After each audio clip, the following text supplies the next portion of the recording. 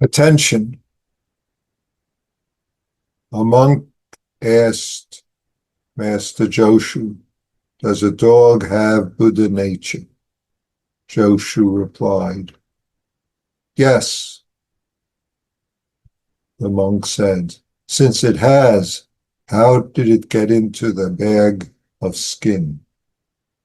Joshu said, "Because knowingly he purposely offends." Another occasion, a monk asked Joshu, "Does a dog have Buddha nature?" Joshu said, "No." The monk said, "All beings have Buddha nature. Why doesn't the dog have it?" Joshu said, "It's because of his having karmic consciousness." Because of his having karmic consciousness.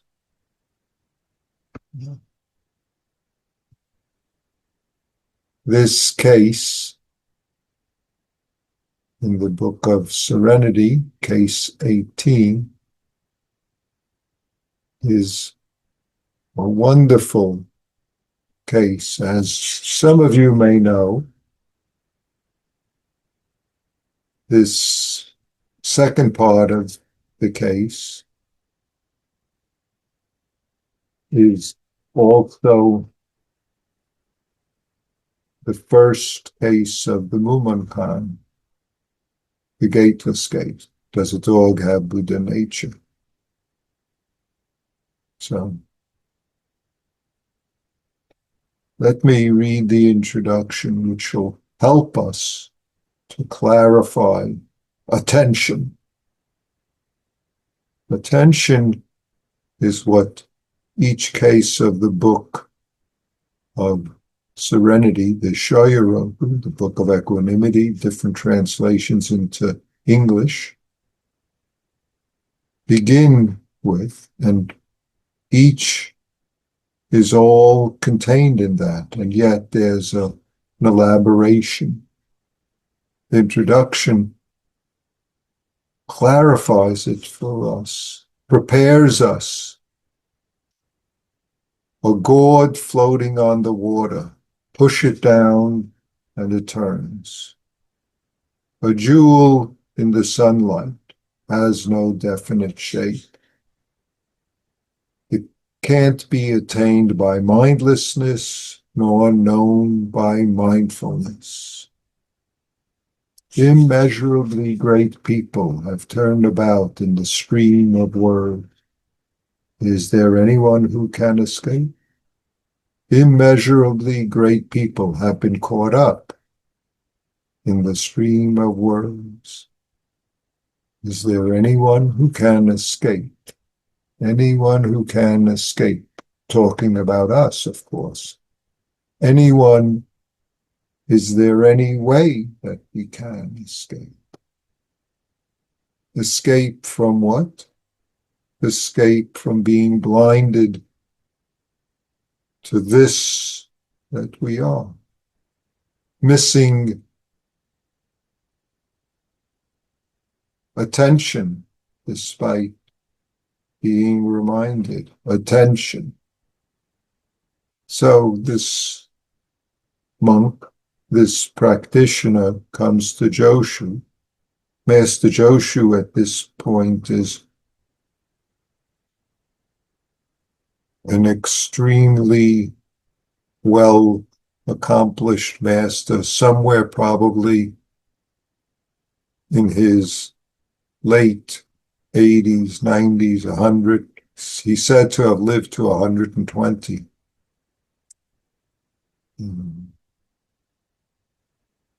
And in the record of Joshu, we have many people coming to see him.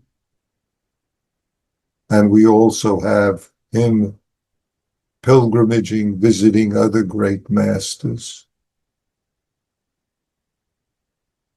clarifying, polishing this jewel of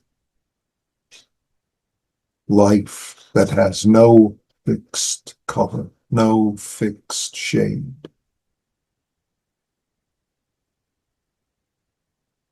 And yet people come hoping to clarify this matter, or maybe hoping to challenge him. Who knows what they come for, come from. But this monk asks, does a dog have Buddha nature? Already gone off. Having, not having. So Joshu responds, yes. What is this yes? What is this yes? Don't get trapped by the word. The capping phrases for this are nice. The capping phrase, does a dog have Buddha nature? He blocks the alley chasing a clod of earth. He blocks the alley. We block our alley, chasing all sorts of clods, missing Joshu's yes, yet it has never been added. But the questioner obviously adds what? What does the questioner add? Of course, the question is asking about not some abstraction, or maybe he is, but he's missing already, missing what he's asking. He's asking about his own life, his own Buddha nature, or does he miss it in the words? Chase the clods of earth, missing the alley, the way of our life. But the questioner says, well, since it has Buddha nature, why is it in this skin bag? Why am I in this skin bag? Why do we encounter these sorts of circumstances? As the comment, the capping phrase says, checking once, he beckons coming out with what pertains to himself. Well, in a way, that's a good question because it genuinely shows where the monk's at, where he's stuck.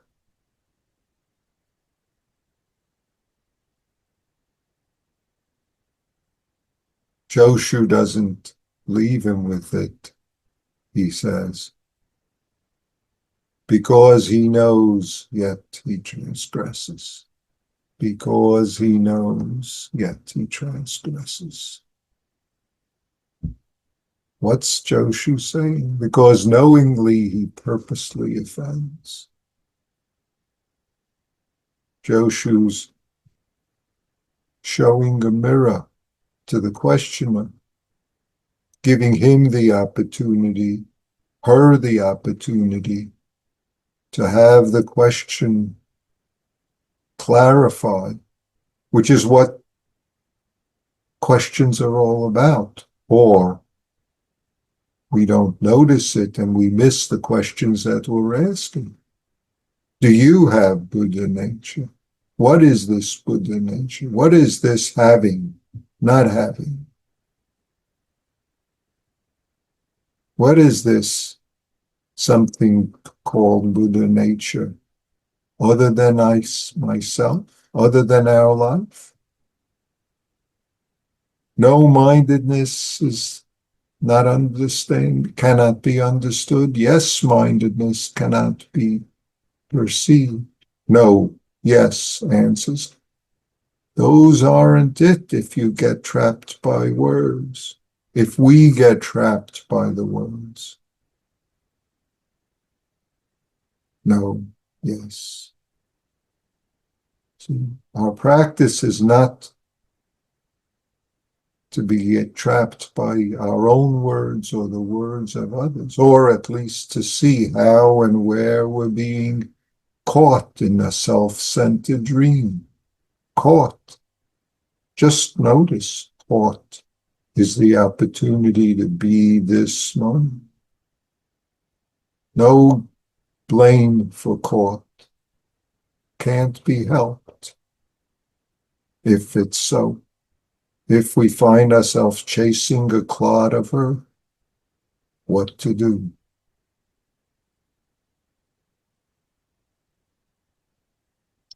The appreciatory verse, let me bring it up now since it's, I think, very nice and simple. A dog's Buddha nature, yes. A dog's Buddha nature, no. From the first, a straight hook seeks fish with abandon. Isn't that nice? There's a little more to it. But a straight hook seeks fish with abandon. If any of you have ever gone fishing, you know very well that a fish hook is curved. You know that very well, even more fish hooks might also have additional barbs of some sort. But a straight hook, what can you catch? Slipping on, slipping off?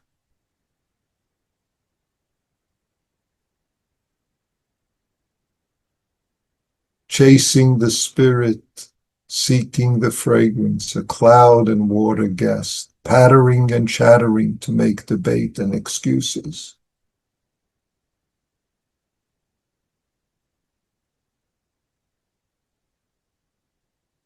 Pattering and chattering of all sorts of ways. We get to miss our life if our pattering and chattering gets in the way.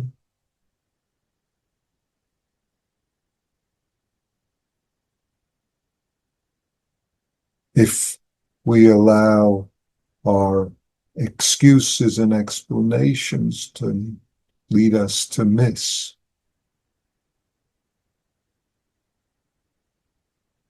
This is what our practice is always encouraging us to see clearly and not be blinded by or not hold on to when we find ourselves blinded by. Yes, no. Do they trap us? Have, not have. Stories about self, stories about others. Notice how freely Joshu responds. There's a comment on that verse, which is by a later Chan master, a straight harpoon catches ferocious dragons. A curved hook catches clams. Clams, easy to catch, no need for a curved hook. And yet we make trouble curving all sorts of hooks. He's praising Joshu's straight answer. Yes, straight answer, no. Are they in conflict with each other, those answers? Does Joshu respond and make use of the question, good questions, bad questions, whatever questions come up in our life? How do we skillfully take care of them? Whatever circumstances, how can we be floating freely on the water of our life? If we get pushed down, we turn this way, that way, according to how we're pushed. Yet, if we have a prescription, I've got to be mindful, then we get trapped by the words mindless, mindful. If we're trapped, then we blind ourselves and create suffering, harming. unless we see that trap. Then we could slip on and off hooks. No problem. Yes, no, have, don't have. Sentient beings have Buddha nature. Sentient beings don't have Buddha nature.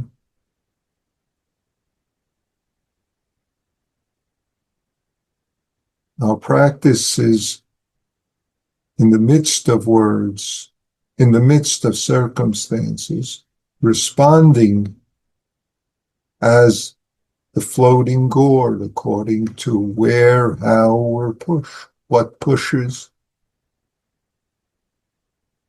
or seeing how and where caught in the self-centered dream, caught in the other-centered dream, holding on to all sorts of things.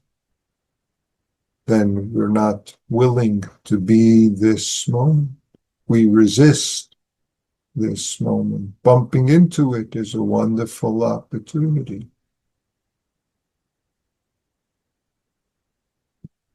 Suffering, upset, even harming, all are then fodder, if I use that word, for us to take care of right this moment. In this jewel sunlight, we can produce all sorts of shapes and colors, and yet have no definite shape.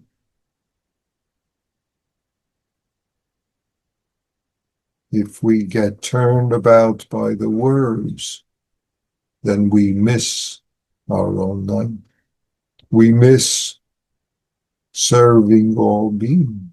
We miss serving this life universe that is nothing but ours. Getting what we want, getting what we don't want, not getting what we want. All sorts of opportunities. Having Buddha nature, not having Buddha nature, understanding Buddha nature, not understanding our own nature.